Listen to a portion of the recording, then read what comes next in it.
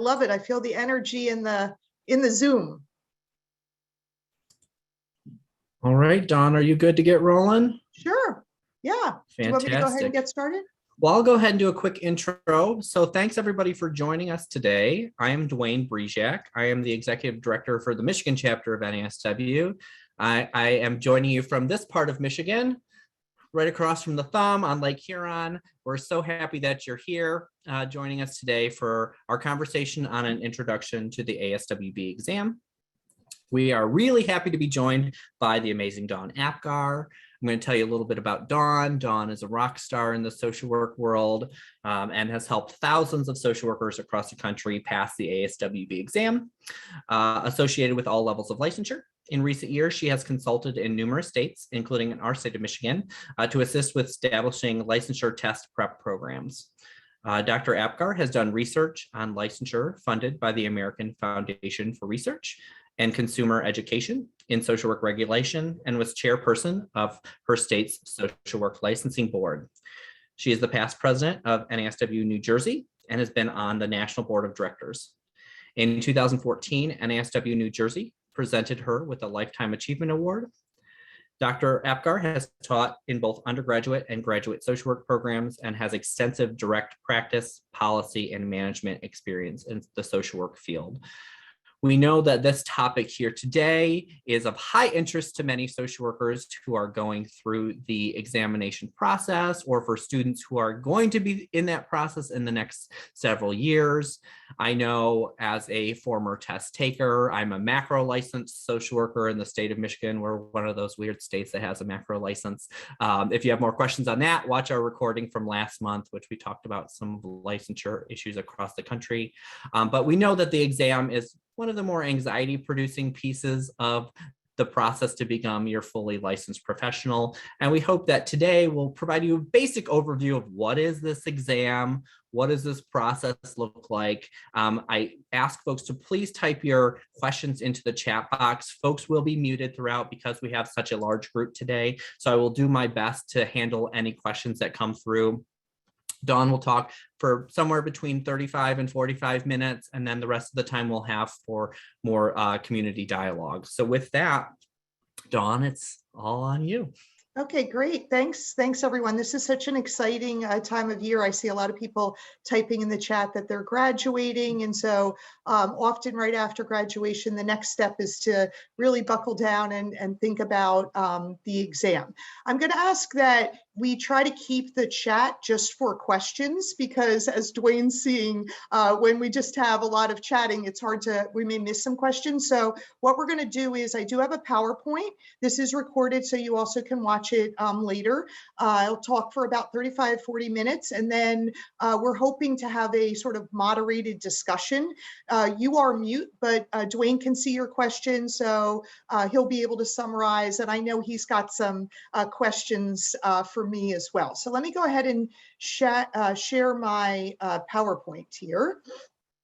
So there are, and I'm sure I saw a little bit in the chat, there are 4 different ASWB exams.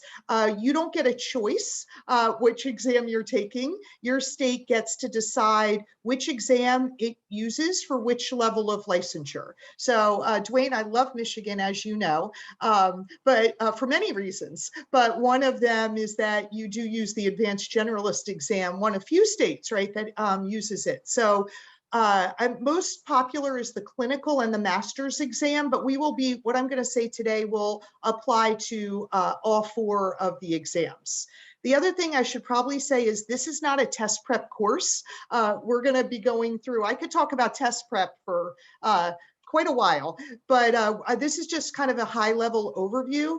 So I will point you to some resources, but for those of you that are studying for the test, you're probably this 1.5 hour overview is not going to be maybe sufficient. So we'll talk about this in a second. So when we think about passing the exam, it's not as hard as it seems. There are 4 things that you really need to do to pass the exam. I can help you with, I think, 3 out of the 4. One of them I can't help you with. And as you might suspect, that's A. I find that social workers are the busiest people on the planet, and this does need to be a priority for you. I'm sure many of you were fantastic students, great in field, and so sometimes I mistakenly have people who think, oh, I got a 4.0, my field director said I was the best intern they ever had, I'm ready to take the test. No. So this is a standardized multiple choice test, so you are going to need to carve out some time. Think about my son right now is taking the LSAT. So he's actually taking his prep course right now online as well. But he's having to carve out time out of his schedule, you know, each day to study, and you're going to need to do the same. And maybe that might be weekends, you might have to take some time off from work, but it definitely does need to be a priority. Obviously, staying calm is important. I don't know about you. If I can see you, I can't hear you, but raise your hand if you're nervous or anxious, right? Yes, I see you. Okay, virtual and real hands going up. Okay, great. I'm not surprised. I've never met anyone that isn't. The good thing is you can use that anxiety, right, to kind of fuel your studying. I find that the more you can find out about the test, the less anxious you will be, right? Knowing more, and I'll give you some resources and tell you where you can find some things, but it is important to stay calm during this process. Thanks for even hands in the chat. So this is great. The last two are probably maybe a little bit more significant. There aren't any tricks or secrets to the test, but this is a standardized test. And I don't know about you, but it's probably been a while since you took a 4-hour multiple choice standardized test. And so understanding the way the questions are formatted, understanding what kinds of questions might be asked, right? All of that is really important. And so people often will come to me, or you might go to a course or something for the strategy related to the test, and that is important. And then the last thing is knowing the content. The good thing is that you've all gone to accredited programs, undergraduate or graduate programs, and so in some ways you've been studying for the test since the first day of that program. So there are always things, I see head nods, right? There's always things that you need to brush up on, but you have the requisite knowledge. So it's really just figuring out, what do I need to refresh? What are maybe some gaps in my study, in my studying, and then just reviewing the material. But getting a resource, and Dwayne talked about, and I see in the chat, some of you have seen my books. They're great. I mean, there are other good books, but you really need maybe a sort of an overview of the different content areas, right? The material that will be on the test. So we know, and I'm scared to say type in the chat because we have hundreds and hundreds of you, so I don't want to clog up the chat, but I know that some people struggle in one or more of the areas. So one of the first thing I want you to do is think about the area that you might struggle in, right? Maybe it's anxiety, maybe it's just I have no time, I feel like I don't know anything. You have to think about what those areas are. And usually when people come to me, and they've either had difficulty passing the test, and I saw a couple people are retesting, or they're just anxious, I try to identify that area, and the remedy for each of those areas is different, right? We know that. Obviously, how you deal with test anxiety is different than how you deal with content or other things. So you have to figure out your sort of weak spot and develop a plan to that weak spot. So let me talk a little bit about the exam. The exam that you are taking, I'm assuming you're all going to be, nod if you will be licensed by 2025. Yes, I see those big nods. Okay, good. I'm assuming that since you're here, you're going to be licensed by 2025. So yes, you will be. Not hopefully, yes, you will be. So the exam blueprint changes at least every 7 years. Now they can change it whenever they want, but ASWB in their bylaws, that's the Association of Social Work Boards, that's the entity that oversees the test. They have in there that it's reviewed and updated at least every 7 years. So the material, the blueprint that you are using, okay, it's available on the ASWB website. Some of you, I'm sure if you have a test date, you've already been to the ASWB website. I'm going to type it in the chat here. But the ASWB website has the content outlines for the exam that you're studying for. Or if you do purchase a study guide, for example, a lot of the study guides are based on the blueprint as well. So it's really important that you are familiar with the blueprint and that you're also using, obviously the book that I held up is my book, but there are others, but it's really important that you're using a resource that is based on the exam blueprint that you are taking. I'm always surprised when people will show me resources and they're like, I got it from my supervisor, supervisor, supervisor, supervisor. You know, it's been handed down. And I'm like, well, that's a good resource, but that was for the blueprint that was in 2011. So we just need to make sure that you are using, you know, a current resource. Yay, I see you, Leslie. That is an older edition. There are some differences. It is based on the 2018 edition, but there are some differences between that, which is the second edition and the third edition of the book, okay? So I'm probably looking super weird, right? With my hands up, I'm not a cheerleader, but I'm showing you that the exam is like a funnel, okay? The blueprint.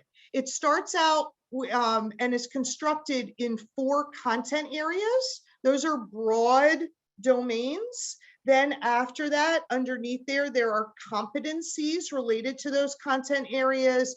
And then underneath those competencies, there are what we call KSAs. Those are knowledge, skills, and ability statements. And those are, if you can think of them a little like a shopping list of everything that's on your test. So the good thing is that ASWB puts them out. They're explicit in materials like some of the ones that people held up. And it's really important that you are familiar with those KSAs, those topics, because you shouldn't walk in. Sometimes people will come to me and they'll be like, oh, I can't believe it. I had a question on genetic counseling. I didn't know they would be asking that. Or I didn't know they would be asking about non-prescription medication. All of those are potential, not saying you're going to get them, but they're all potential topics. So the good news is I've been doing this so long that the blueprints weren't even publicly available. They used to always have them, but they didn't tell people what they were. Now they do. And they've done so, I think since, I'm trying to remember, but along at least the last decade or so. So the good thing is you will know what your test is about. This is the percentages. Thanks, Dwayne. These are the percentages of for each of the 4 content areas. Obviously, you're only going to be looking at the test that you're taking, and I'm assuming most of you here are taking either the bachelor's. Well, I can't assume that. Master's, clinical, or advanced general. Probably all. Though the master's and clinical are the most popular. And I can never remember all these percentages, but what I would say is about a quarter of each exam is related to human behavior, diversity, behavior in the environment. About a quarter is related to assessing, diagnosing, and planning. A quarter is related to treatment or intervention. And then the last quarter is related to ethics and professional relationships. So they're a little different in each test, but they're about the same. This is, I was just talking about the KSAs. So this is actually out of the book I wrote, but again, what you're I'm not here to sell books. So the main thing is just to get and I've known some schools that have even put together test prep resources for students. So your school may do that out of, right, I see heads nod, where they may do it out of curriculum materials in your courses. But the key is you want to make sure that you're taking a look at material that relates to each of those KSAs. So if you can think of a kind of a test prep course, generally they're like a little, like a book is like a little cliff notes, if you will, of the material, right? And courses usually briefly go over each of these domains. So there are different types of questions on the test. There are recall, application, and reasoning. We're not going to go too far into this, but it is helpful to know the different types of questions, because there are different strategies for answering each, and there are also there are different ways of sort of breaking them down, and also even just the way you study is different. So recall questions obviously are, I don't like the word memorization, because you're not recalling things or, you know, sort of spitting things out straight from memory. Everything is on the screen, but you do need to remember, right, information. And so if a question said, which of the following is the best definition of active listening, you would need to know, you look over the 4 definitions and be able to pick out the one that has the sort of key concepts or is most germane to that topic. There are then application questions. That's where you're using information in a straightforward manner. So you may need to know, let's say it's about defense mechanisms, what defense mechanisms, what a client might be doing or saying if he, she, or they were exhibiting that defense mechanism, and they would give you a sentence or two about the client's behavior, and then they would say, this is an example of which of the following defense mechanisms. And then the last type of reasoning, those are, think of them like critical thinking. You know, those word problems that you had in school where you had to, maybe math class where you really had to apply. I see smiles, right? They're coming back. Maybe not good memories, but you can do this. That's where they're asking, what should a social worker do? What should what would be the best course of action? They tend to be a little longer. And so those will be on the test as well. The type of question will really vary depending on whether you're taking the bachelor's, master's, clinical, or advanced generalist. And that's why you saw the graphic of my books. There's different books for each test because the tests are different, obviously. The KSAs, the blueprint are different, and the types of questions are a little bit different. So this is a multiple choice. All the tests are multiple choice. They're 4 hours. There are 170 questions. You're able to take a break, but those count towards your 4 hours. So obviously, you want to be a little bit judicious about that.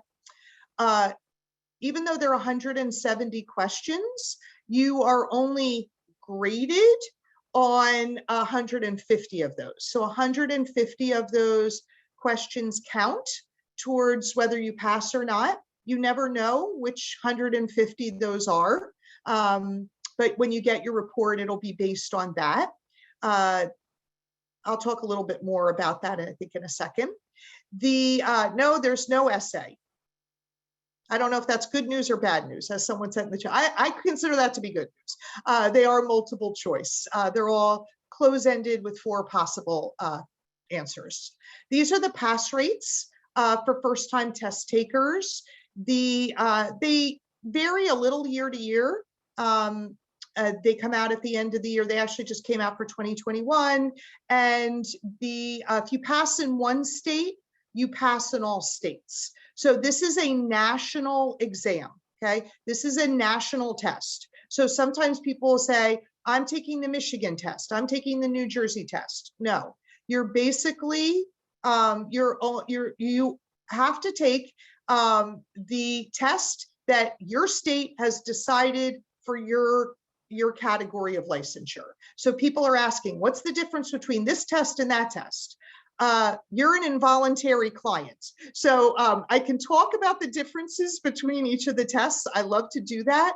But at this point, you don't get a choice. So there are differences, but your generally, people, when they're first graduating, are taking, it depends. Michigan doesn't use the master's, so I'm not going to go too far into this, but no, if you pass in one state, you pass in all states, okay? So there are not different pass points. I should start collecting myths about test prep. I mean, about tests. I find so many things that people have learned. No, you'll be able to use it in any state. Now you have to apply for licensure in each state, but you can apply in any state you want. You do not even have to live in the state to apply. But the test will be good, but you will need to go through the paperwork, the fees in each state. My analogy is the SATs, right? You've taken them, yes. You take them and then you apply to college. You can apply to one college, 2 colleges, right? Or 50 colleges. It's the same thing with the exam. You take the exam and then you can decide which state licensing board you want to apply to. As many paperwork and fees as you want to pay. The other thing is the prices are there. The exam is $230 for the master's and bachelor's. For the clinical and advanced generalist, it's $260. You can't shop states. It's the same in every, there's no discount. So whatever state you take it in, you will be paying those fees, though the actual licensure fees do vary across states. So some states have more expensive licenses than others. Yeah, no, many people, telehealth, people are getting licensed in many, many states. Dwayne, invite me back about mobility and portability. I have an article coming out in the Social Work Journal on this. You can invite me back. We will. And if folks have questions about licensing specifically, our webinar from April was on that. So I'll make sure to drop that link into the chat box because that may answer some of your questions around that. Okay. Yes, you can be licensed in more than one state. And so I'm not going to go too far into that because trust me, people think the test is hard. Wait till you try to get through the licensure processes. That could be just as daunting. So anyway, as far as accommodations, I'm just trying to hit a couple of the chat things. When you go to register for your test, I'm going to show you the website of the candidate handbook. You will be able to apply for an accommodation, or I mean, you can apply for an accommodation within a time period before you actually sit for the test. You can't call them up the day before because accommodations obviously take time, but they have many accommodations. I'm not going to go through them all, but just like other, educational accommodations and things like that, they have lots. Okay. I would say extra time is the most common, So there are different versions of the exam out there. So even if I am taking the master's and someone else here, I don't even want to ask what, because we'll flood the chat with 800 responses. But if someone else is taking the master's, we won't be necessarily taking the same test. So there are different versions of the test. And different versions have different pass points. So you can't know how many you need to get right until the end.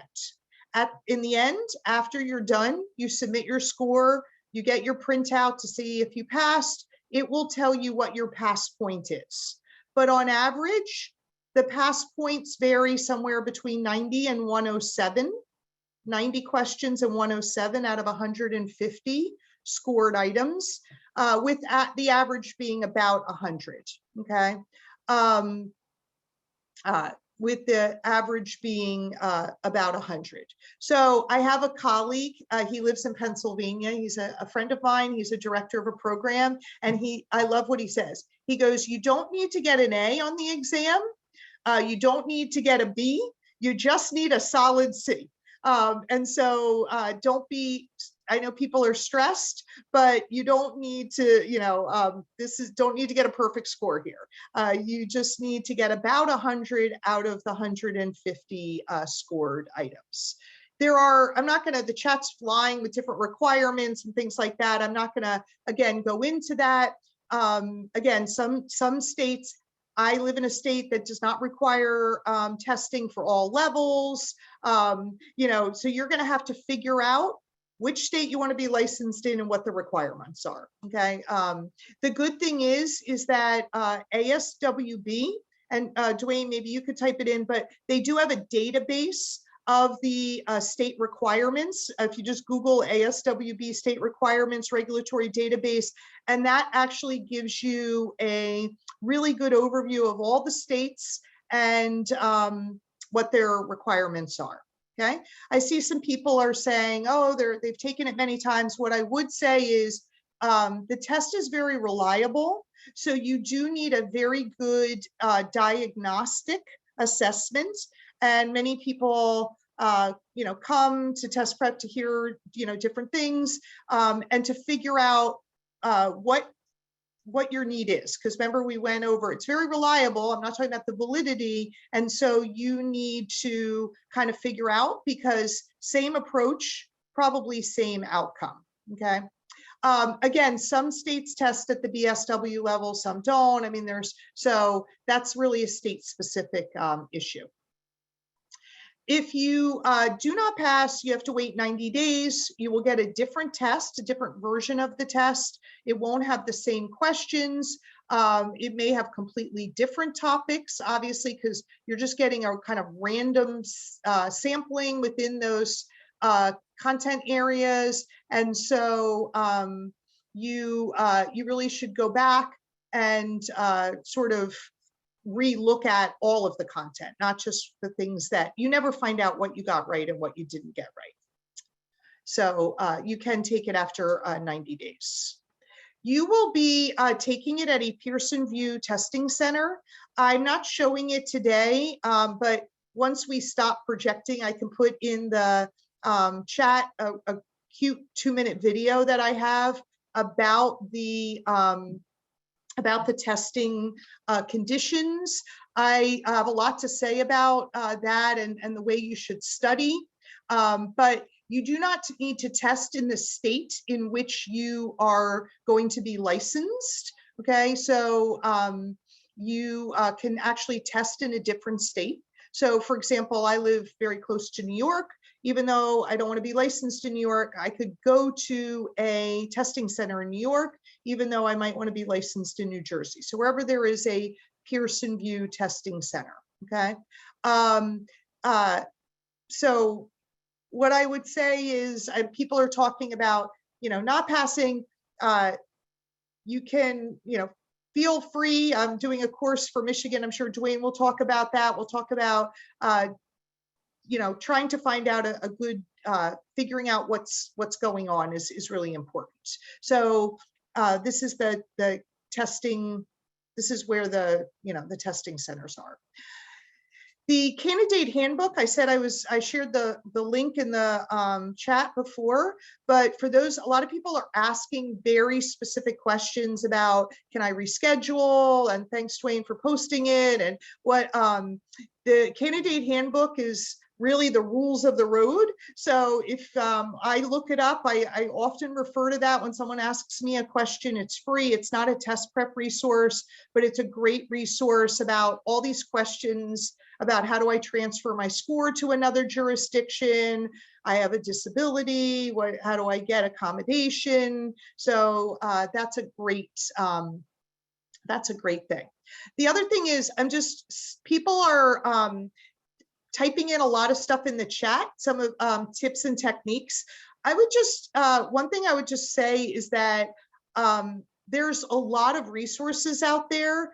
I tend to say, many that are affiliated with schools, which is great, like a school of social work, an accredited program. The ones through NASW, tend to be extremely reputable, right? And but there are Dwayne, someone's drawing on my slide. So the other thing is I would just be careful because there's a lot of very poor test prep resources out there. And test prep is a business. There are test prep resources that aren't even written by social workers, unfortunately. And so what I would say, and Dwayne and I have talked about this many times, is you really need to figure out, right, your strategy, your plan, and then you need to work that plan, okay? Because I find that more people collect test prep resources than actually use them. And so you want to just, be careful about that. The other thing is, obviously, this is a stressful time, right? And I think that often fuels people. Like I feel like I'm doing cult deprogramming most of the time. People come to me, they have 6 apps, they've watched 3 YouTube channels, they've bought 4 test prep books. That's not a good thing. Okay, that's my my warning sign going off, because anxiety is probably getting the better of you. And so again, there aren't any tricks for the test. It's actually, people make it way harder than it is.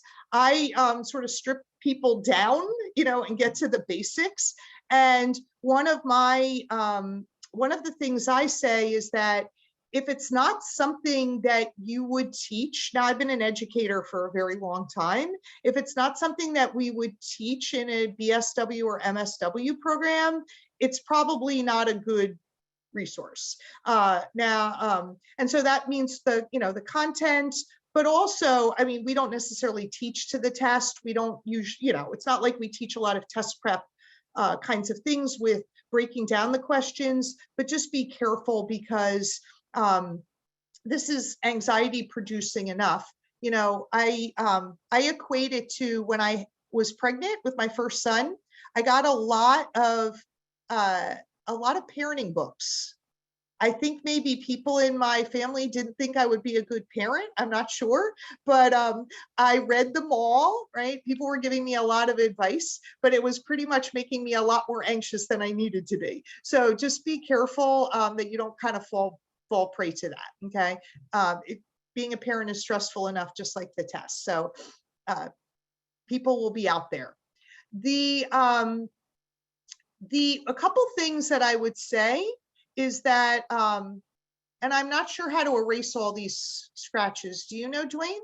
I don't think there's a way now that they're on there. I'm looking right now, Dawn, but I have removed annotation. So sorry, folks. That's okay. I like the creativity. It's good.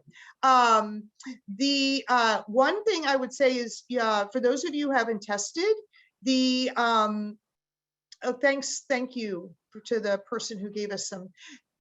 You might want to take a virtual tour of the testing site, which is available from the ASWB site. For those of you that are retesting, I would consider maybe going to a different site, because I don't know about you, I just had somebody taking the test for the second time. She sat down at the same computer. She had, I see the face.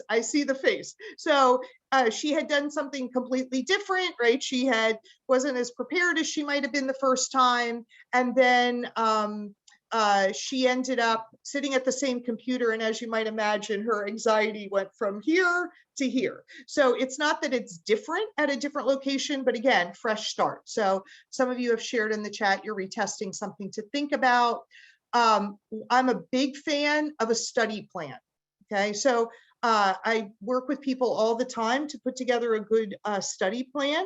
And so make a plan and work a plan.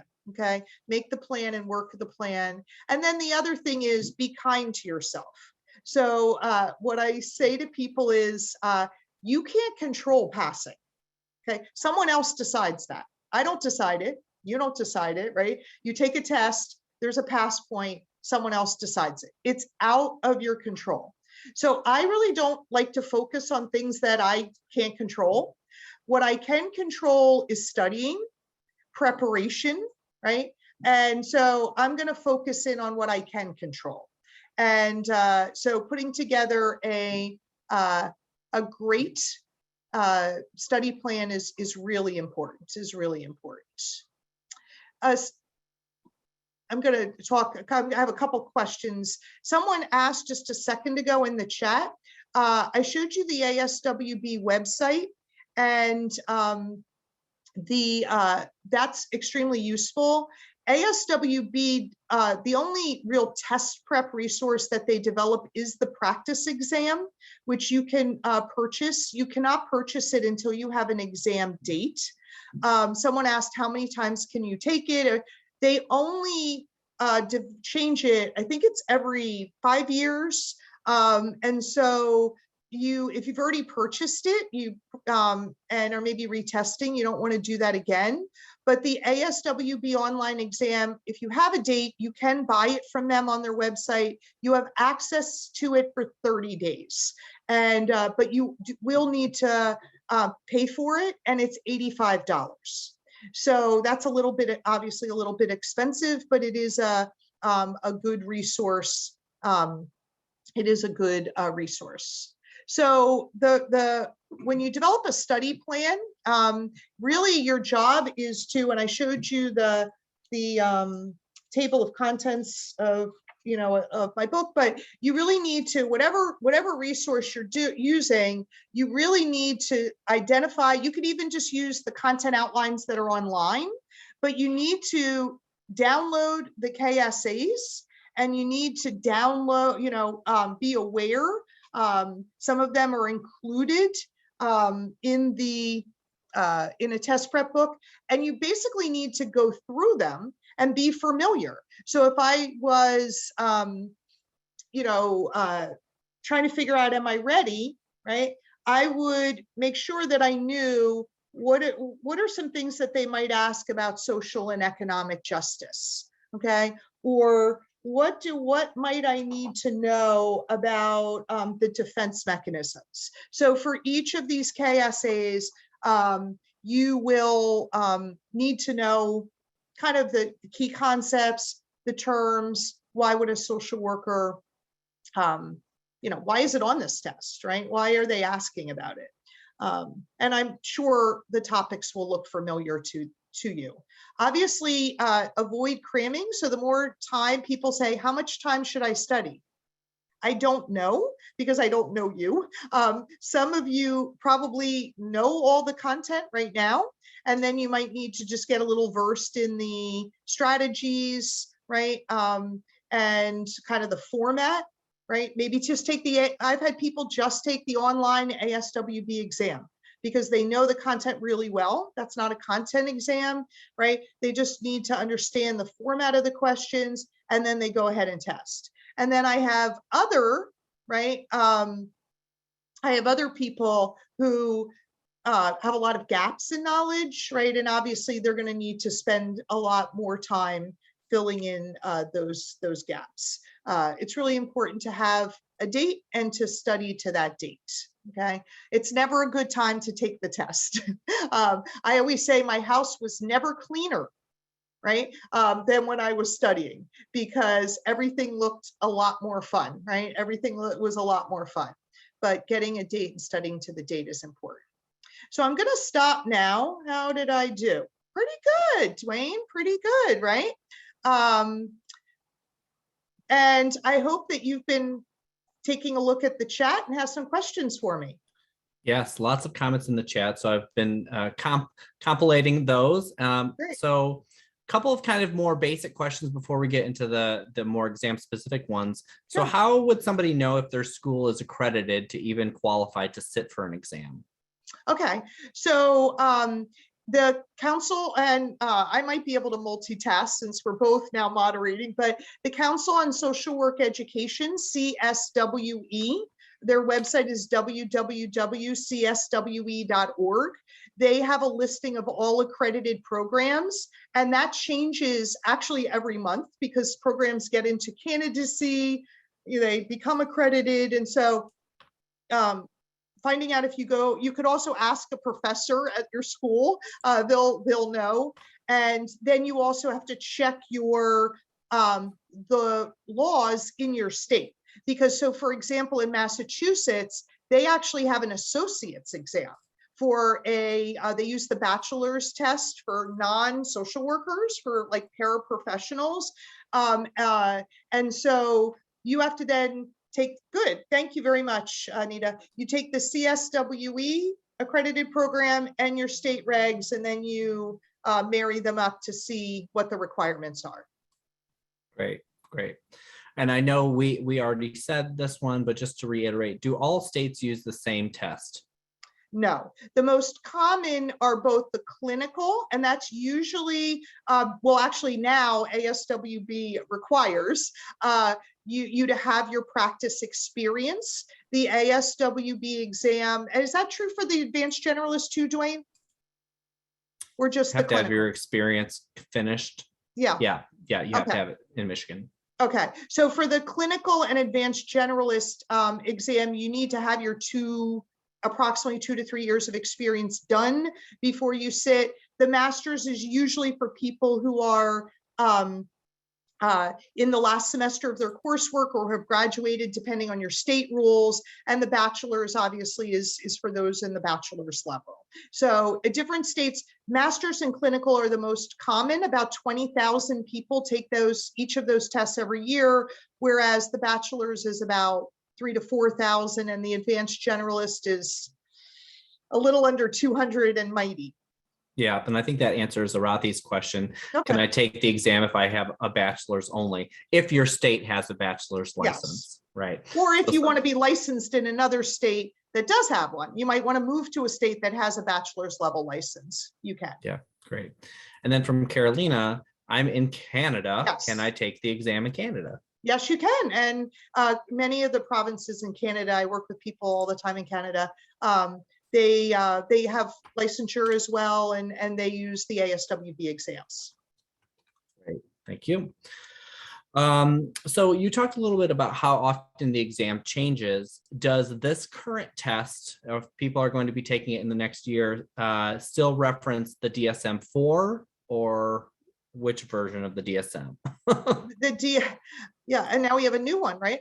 So the DSM-5 came out in 2013, and it was incorporated into the exam starting in July 1st of 2015. So since 2015, the DSM-5 has been used, and I know we have the 5TR, but things don't move quickly in exam world. So it usually takes a while for things to catch up. So since it just came out, ASWB certainly will be writing questions and incorporating the 5TR material, but I wouldn't worry, too much about that. Yeah, great. Who writes the test? Great question, Dwayne. So after you're licensed, hopefully you. So what happens is after you're licensed, you are eligible to be an item writer.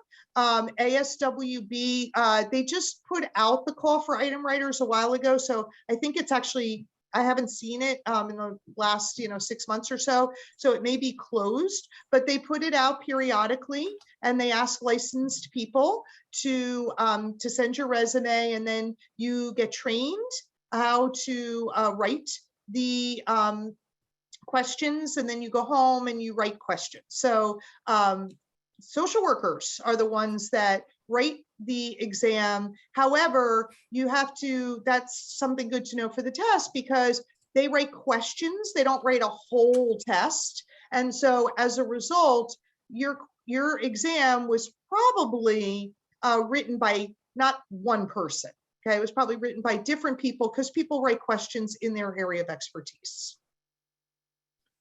And a good follow-up question from someone on the line. Which code of ethics are we being tested on? It's So again, there's so few, I have my code of ethics right here. I think, is this back a version? This is, no. So I wouldn't worry too much between like the 2018 and the 2020. The major changes were about the word cultural competence. Believe it or not, it's like fashion, things come back in. The exam never did away with the word cultural competence. So while the code of ethics back in 2018 said, oh no, people aren't culturally competent, we use cultural humility or awareness. Yeah, well, guess what? Now we have cultural competence back. The exam always had it, so that's not a major change. And self-care is obviously a new one. But again, these are mostly related to consumer issues. This is not an exam focused in on the social worker. So I wouldn't, obviously, if you're just reading the code of ethics now, you can go online. Dwayne, I'm sure you have the site for the code of ethics, but you can go online and read the current code for free. So I would just read the current one, but I wouldn't, it's not going to really matter. If you know the 2018, it's not significant. Yeah. And the exam questions aren't going to be so specific that you need to be aware of the version. It's more general. No, yeah. Not at all. I'll just drop that link to the code of ethics. Telehealth, someone just called me and said, how many COVID questions am I having? None.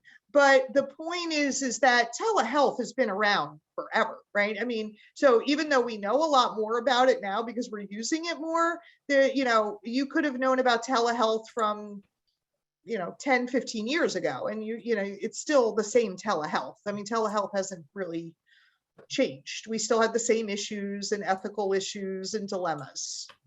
Yeah. So do you have any advice for somebody with an F2 visa? Are they able to take the exam? Do you know the answer to that? That's going to really, I think, depend on the state. That would be something that they would have to check because, again, it's state specific. So I would assume that there's some states where it may be and some where it may not. So with that, folks, this is a good, use your NASW chapter as a resource. And part of your membership, if you're a member of NASW, is dual into the National Association and into a state chapter. So if you end up moving after you graduate or sometime throughout your career, your state chapter will kind of follow you wherever you go. And I'll be honest, in Michigan, licensure is always one of the top consultations we have with folks because there's tons of questions, right? And usually your chapter is going to have a lot of those answers, and they may refer you back to the Board of Social Work or the licensing department in your state, but usually your chapter is going to have some really good answers for you on those specific things. Same thing if you're wondering, like, which exams does my particular state use? I would guess your NASW chapter probably has a good resource or probably a webinar or a web page on that already available. Okay, next question. So on testing day, what am I allowed to bring with me? Oh yeah, and I will actually, I'll put that little video link if I can in the chat so people can see it, because actually that's a really good overview of testing day. So I'm going to put it in and maybe just watch that. It's about 2 or 3 minutes later at your convenience. Copy it down. And basically everything is in a locker. You can, if you bring a spill proof water bottle, you will have access to that. If you need access to food or anything like that, you're going to need an accommodation. You really have access to very little except a spill proof water bottle. So I always tell people you need to travel light. You're locking stuff up. And then also I try to study the way I test. So I love to be comfortable. I love to, lounge, but for the, when I'm studying, I try to really think about the fact that I'm not going to be able to chew gum. I'm not going to be able to eat. And so I try to mirror that. Yeah, that's great. Also mirroring, if you schedule your exam for 1 p.m., try to do some studying around that same time too. So you're not always studying like after work, but then your exam's at a different time too. Good idea, definitely. Okay. So what happens if somebody needs to reschedule their test or if their name changes? I could I would direct them to the candidate handbook because we already put that in, and that really has everything about who to call, what the timeframes are, the ID. So that I would say, instead of me saying it, it's good to have it in writing, because that's really what you can hold ASWB to. Great. You talked about pass rates.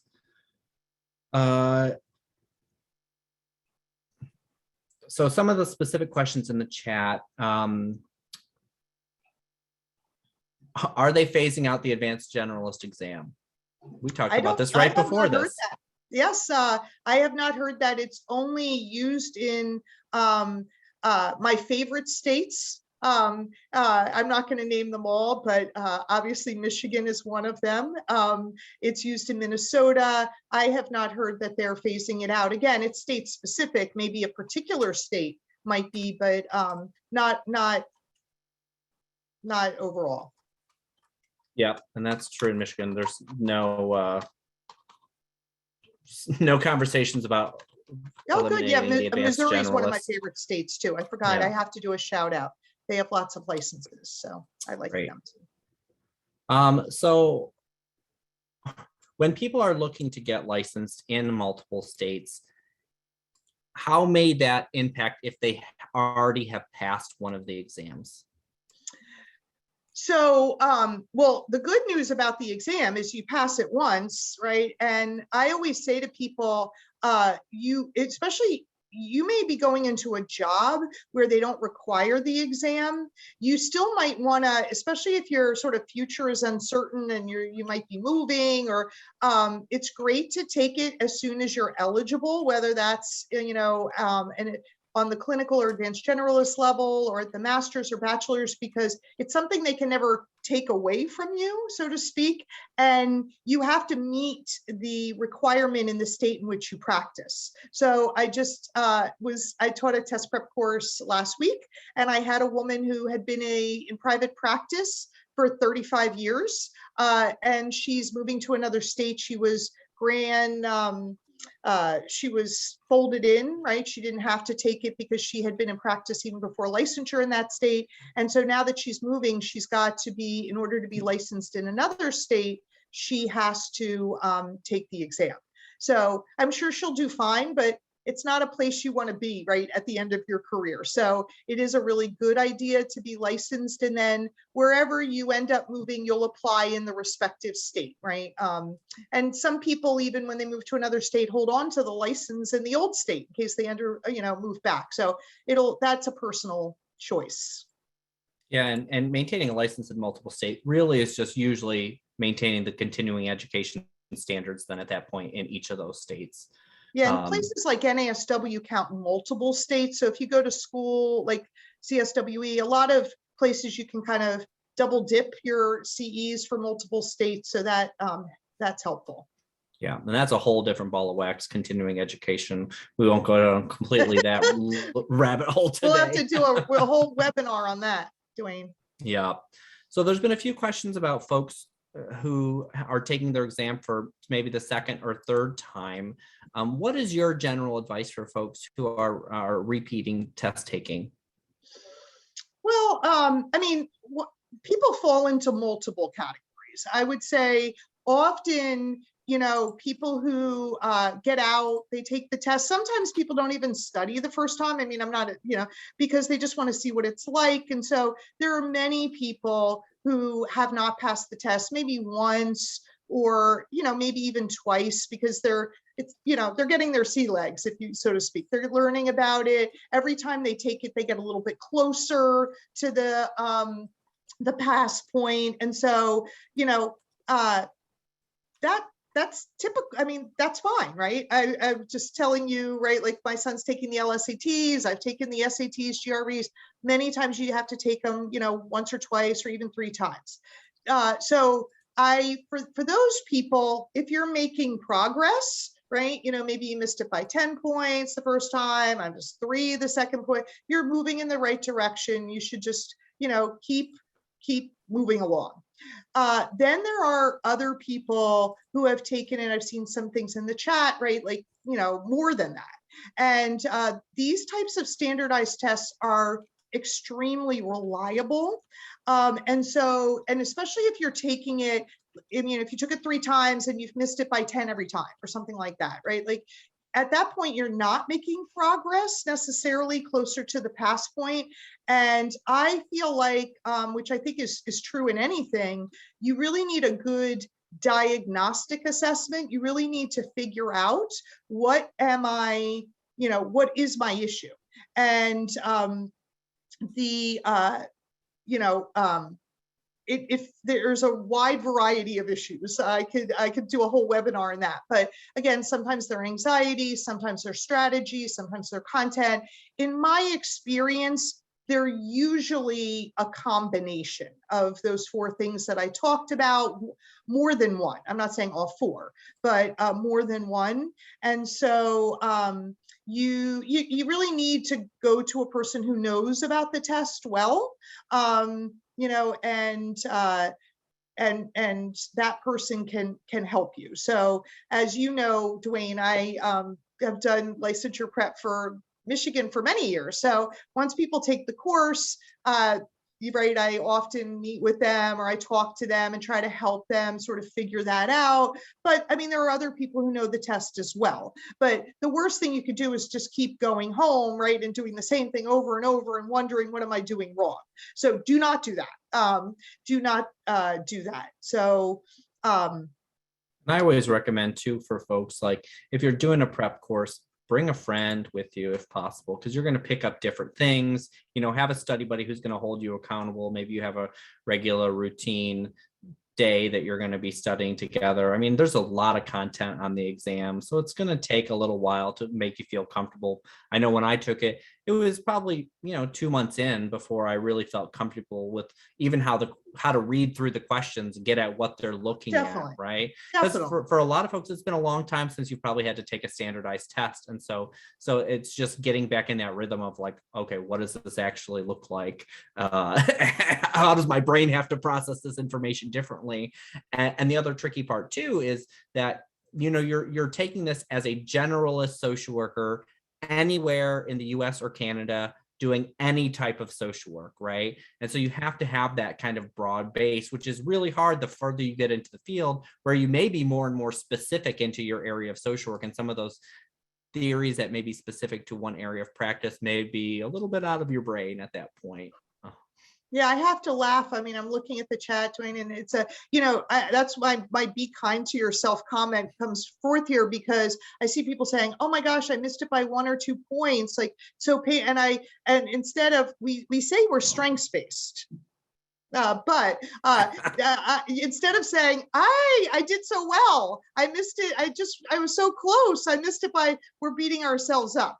So a lot of times I tell people, like, what would you say to a client, right? Who was maybe struggling in this area? We just try to have to use our good clinical skills in this area. So if you're, and people are saying, yeah, I'm making progress, or if you're making progress, then it sounds like you're, there aren't any magic bullets here, right? Then it sounds like you're doing something right. It's when you're not making progress, right? Then we really need an intervention, and we need to go back. Okay. So people are typing in all kinds of things like, I missed by 7, but I didn't finish. I did, people will say, what am I doing wrong? You're not doing anything wrong. You just obviously need to work on, getting through the test, right? And doing it in a kind of timely manner. So, yeah. And I mean, I think the one thing to remember and just reiterate is this is not a free process, right? And so we want to acknowledge that every time somebody needs to take the test, there is a economic justice issue in this as well. So part of some of our other series that we've talked about is strategies for negotiating this into your job contract. If at all possible, is your employer reimbursing the cost for your licensure process, for your exam fees, for your membership fees? All of those things are really important to be thinking about, especially for those of you who are students who are going to be entering the workforce soon. soon. $260 for a test is a lot of money for one lump sum for a lot of new professionals. And so if we can get the organizations to cover that cost, obviously we would much prefer that to be the case. And so the economic piece schools. of this. I work with a school right now in New York where they reimburse for the test. If somebody takes it, and I agree. I mean, I just did a webinar in another, or it wasn't a webinar, but in another conference, state chapter, and we were talking about just like decolonization and just the cost of things. And so I completely agree with what you're saying, Dwayne, but I also think this is an investment, and I find that people try to use a lot of free things, which are good, but we also, don't, spend the money if you need to, right? To take a course or to get a book or something like that, because it can save you having to retake. So I find that sometimes people try to use a lot of free resources, which is great, but it is an investment. Yeah, and it's good to definitely check in with your school of social work first to see what they offer. I mean, some schools I know have practice exams you can take at a computer that will mimic, right? Some schools don't have really much available. So it really just is going to depend on your particular program for that. And many, I would just say, some of you may still be students, maybe you haven't walked yet or something. I know a lot of people are graduating, but advocate with your school. I work with so many schools that are kind of building this into their capstone or their last semester of their coursework, or there's a lot of great ways to do this so that people don't come out and have to do it on their own. It's nice to have that support. So you want to make sure and advocate, for your school to help support you in this as well. Yeah, I would just say there's been a lot of resources shared in the chat. Be cautious though with some of what's being shared out there. There's a lot of free resources. Not all of them are reputable. ASWB does not own any app themselves. So if you go to your app store and you type in ASWB exam, none of them are actually ASWB.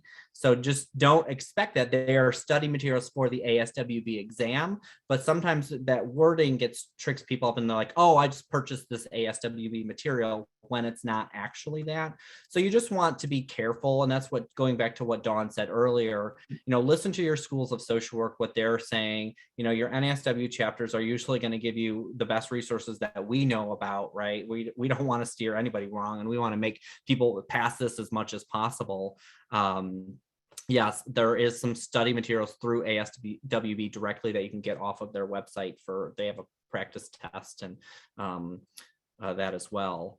One other question that we've been getting kind of a bit, and we have talked about this a little bit in some of our past sessions, is around passage rate and talking about specific subgroups. So pass rates for social workers of color, for folks who are English of a second language. Dawn, I wonder if you have speaking my language, yes, Dwayne. Can you give us an update on that? I literally I'm writing an article. It was due the wee hours of the morning, so I was I'm right with you. I've been waiting for ASWB, who has committed. I'm actually part of many national, work groups and advocacy groups. And so many of you may know that the board of directors of ASWB passed a resolution. It's on their website to release that data.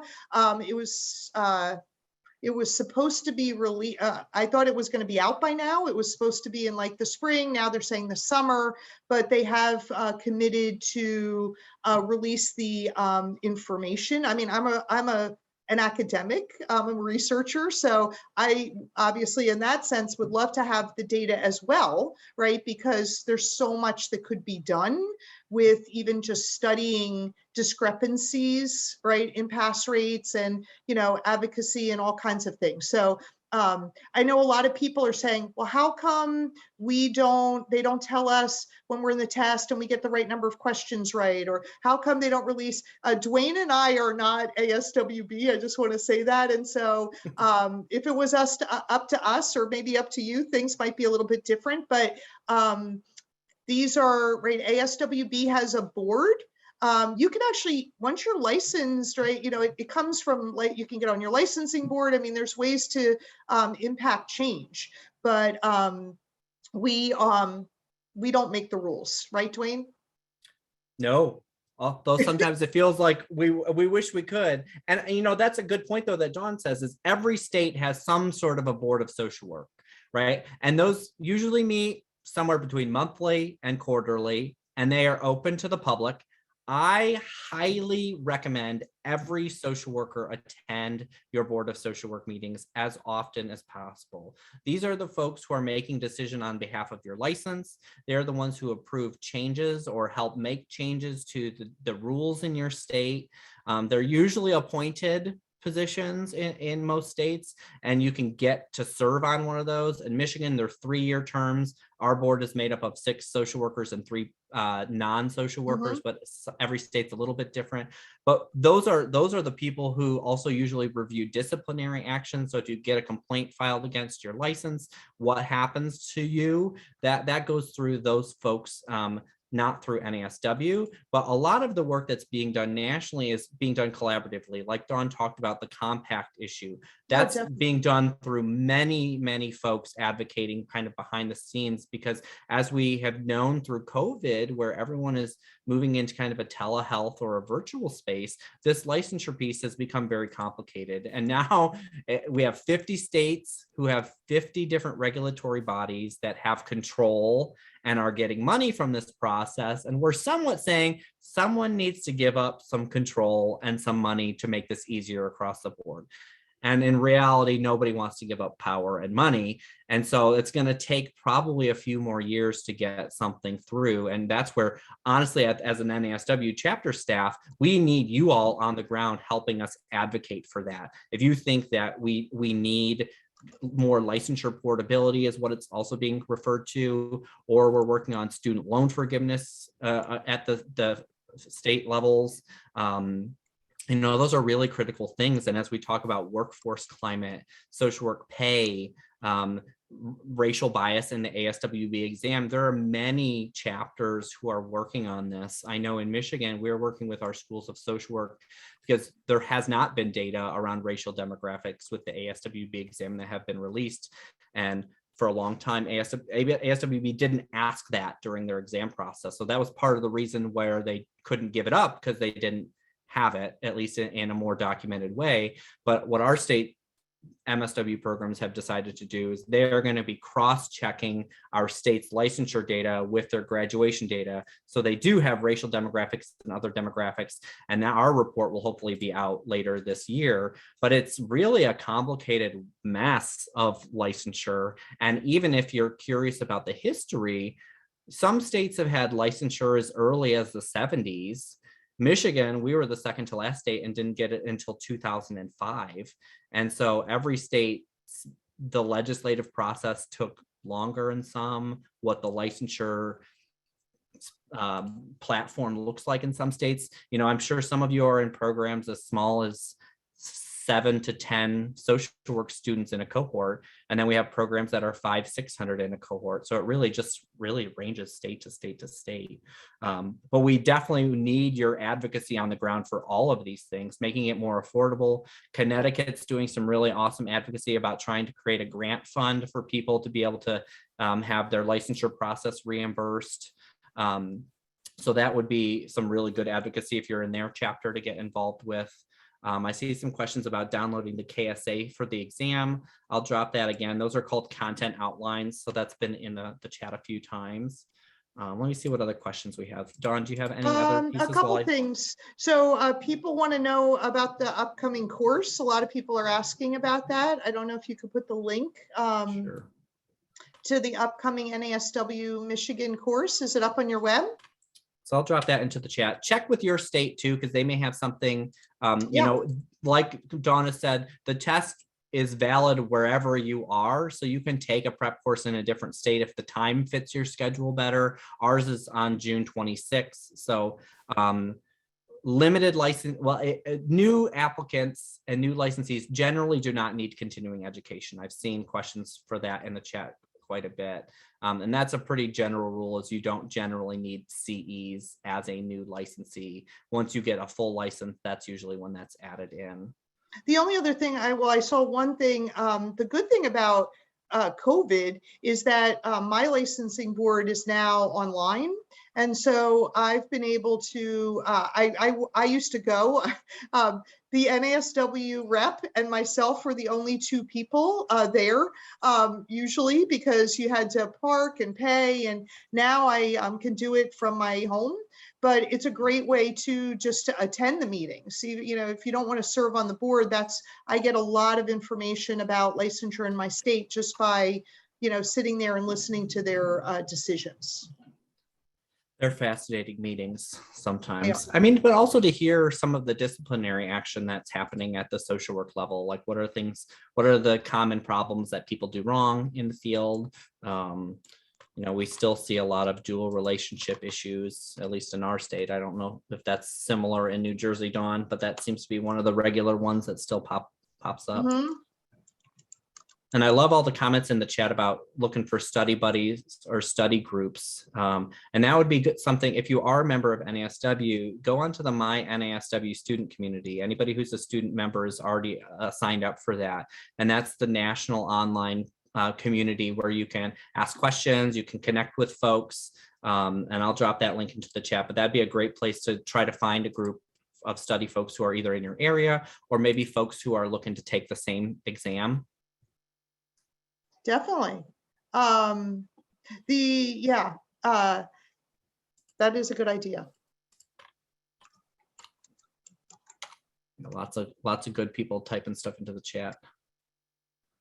One quick question from Nikki about our specific course. So in Michigan, we use 3 exams: bachelor's, clinical, and advanced generalist. So those are the only 3 options. So if you're taking the master's exam, our course wouldn't be particularly right for you, but the other 3, it would still work for anybody. But as I said, I mean, I teach courses. I'm just responding to some people with lots of other chapters and different dates. And so I would check with your NASW chapter. There's lots of great courses out there. Just scrolling through, see if I missed anything big.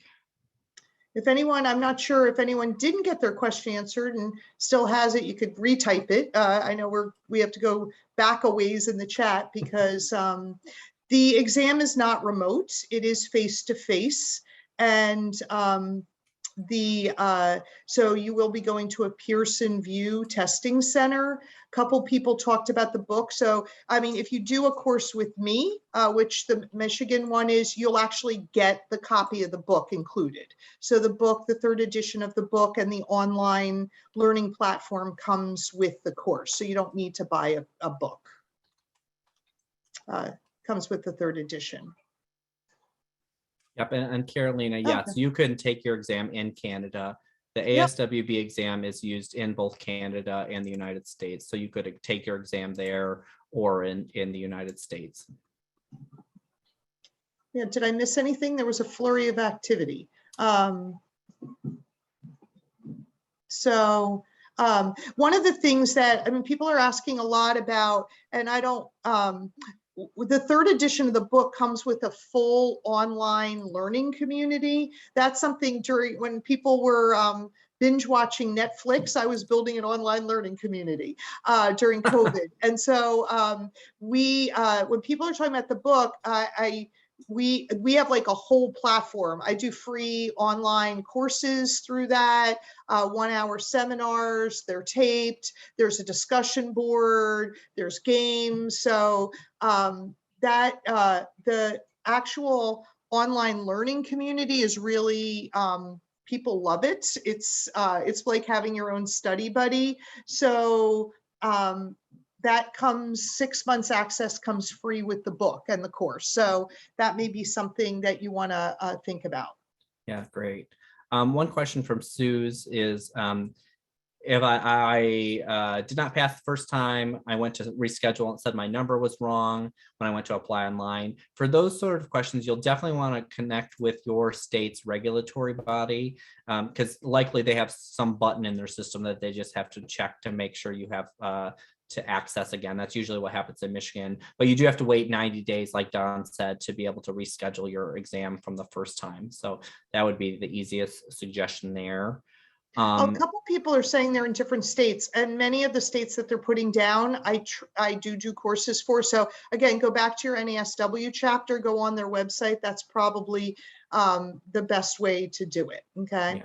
Yeah. And then someone else said that you do have to pay every time you retake. So if you have to retake, you're paying the $230 or $260. They were asking, is there any initiative to do away with retesting fees? And the answer, I think, is no. I have not heard any talk of that.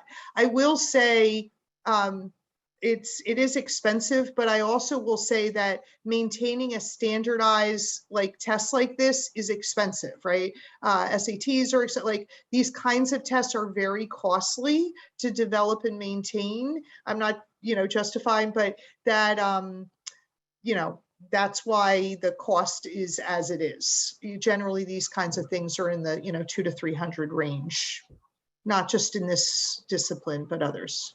Yeah, Dawn. So one of the other questions from Morgan, there's been a few acronyms dropped into the chat as preferred for studying. Do you have thoughts on all of the various acronyms that people are using while they study for this? I'm not a fan of acronyms. Honestly, I don't teach. I mean, I've never said to an MSW student, so I really teach the way I write. Again, I don't make the test any different than what we would teach in practice. So one person just came to me and said, oh my gosh, I failed the test. Somebody told me if it says refer a client, I should always do that.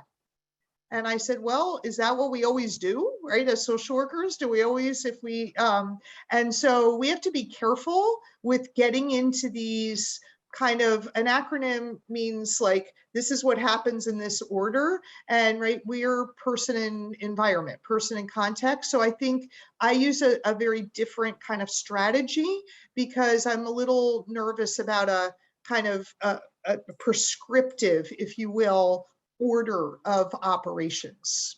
As social workers, we don't really do that. Yeah. Good question from Aaron. Any advice for someone who passed the LMSW, so the master's level exam, and is now getting ready for the LCSW? Yeah. So one thing I would say is I thought you were going to ask me about this. The LCSW in Massachusetts is the bachelor's level license. So just to, we have to be careful because LCSW can mean different things in different states. It can be super confusing. But what I would also say is the good news is that there is a lot of overlap between the master's and the clinical in the KSAs. So the content areas, the competencies and the KSAs, they're not identical. Obviously, you're going to want to buy a book, right? And you're going to want to look at the content outline for the clinical exam, but there is a lot of overlap. One of the differences between those is that the clinical exam has many more reasoning questions. So you do, if you feel like that's your strong suit, right, and you're able to you understand kind of those critical thinking questions, you should be fine. But that's really what you would be focusing more on. Yeah, great.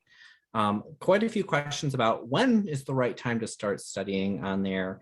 And so I know you've given some advice to that.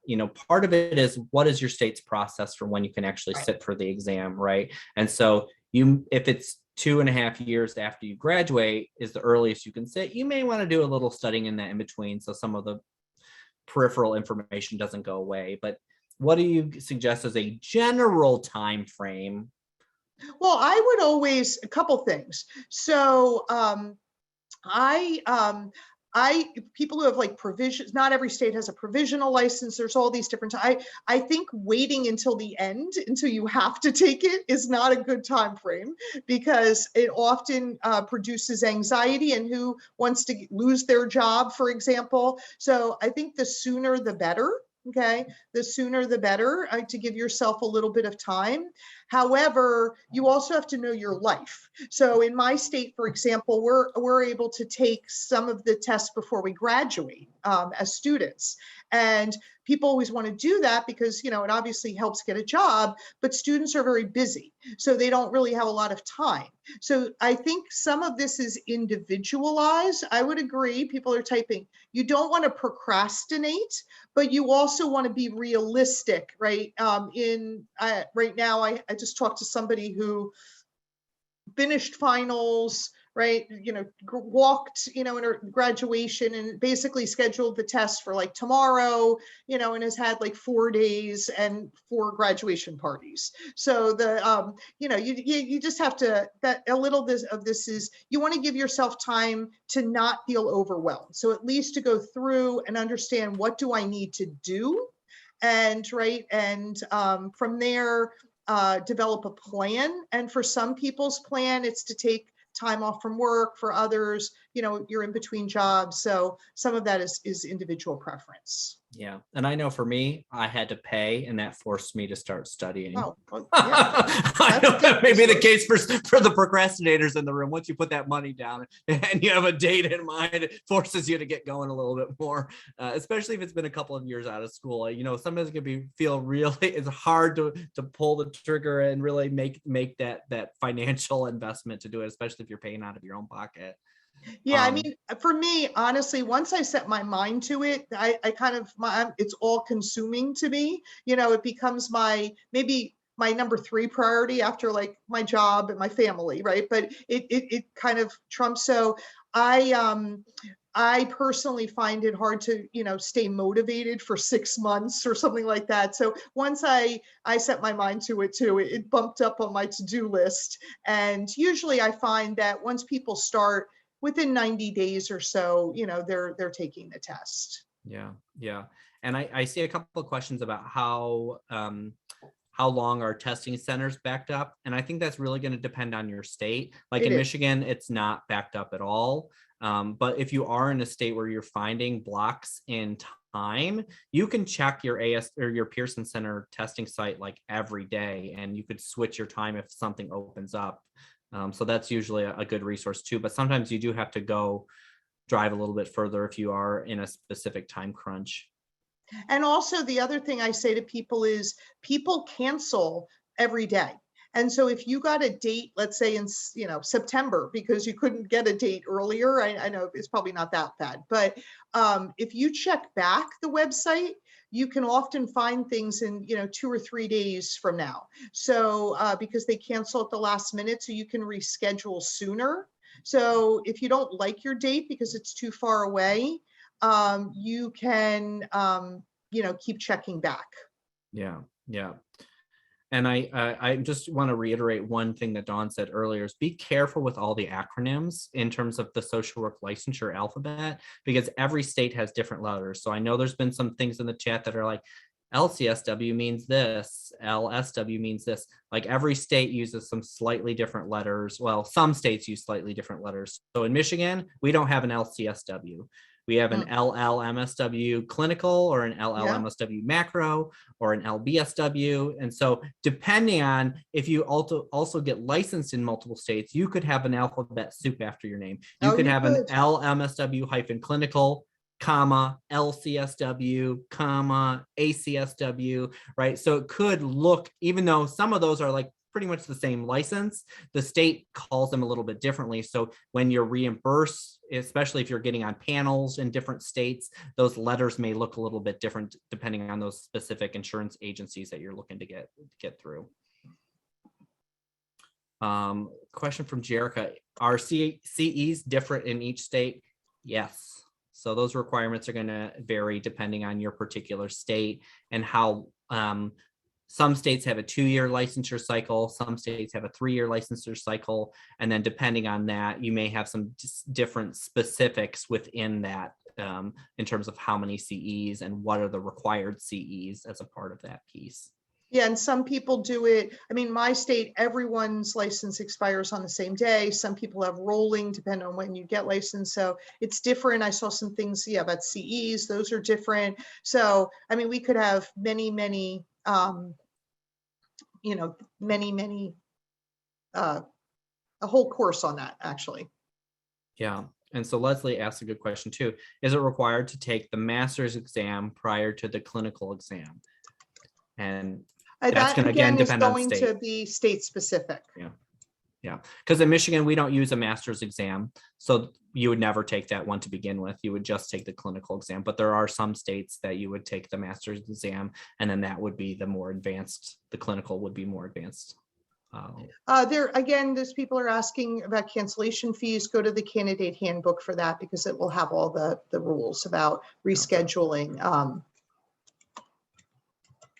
And I'll drop that candidate handbook into the chat one more time.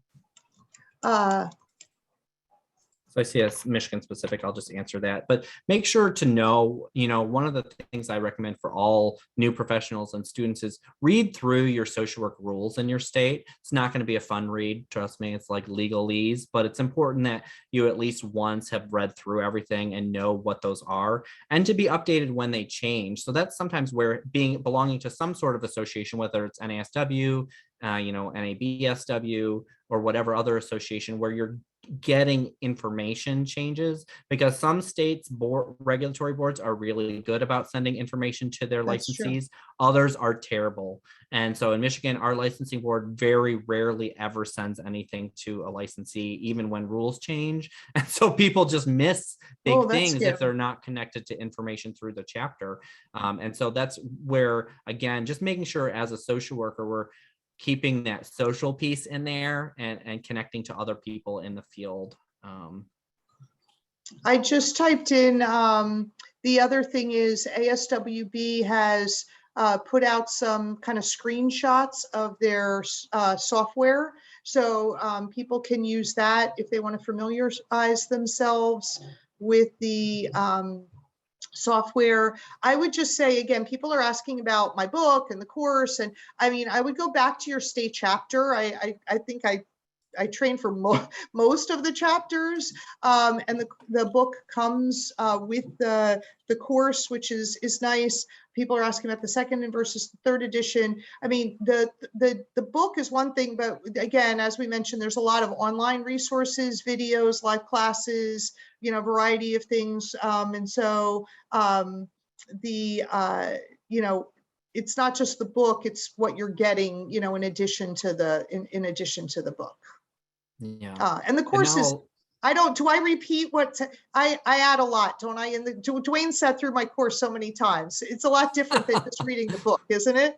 Oh, yeah, definitely. And it depends on your learning style, right? Yeah. Like if a virtual prep course is not going to be your jam, don't spend a couple $100s to do that, even though you'll get a book out of it. Maybe you just want to get the book separately. Yeah, definitely.